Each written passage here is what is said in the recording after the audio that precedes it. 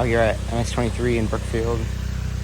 I just tightened the chain up. It was kind of loose before. It's maybe a little tight now, but I'm sure it'll stretch out a little bit. I think that's fine. And I also kind of set the sag. I was kind of loose with it, but I just made it stiffer. It was too soft before. So I just kind of, I measured it for real once, and then I kind of just adjusted to what I think would be about right.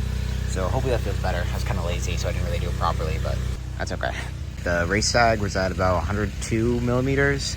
So I just adjusted it. I moved it in like 1.5 turns. So I'm assuming that should be around 100, maybe a tiny bit less, but I'd rather have it stiff than soft.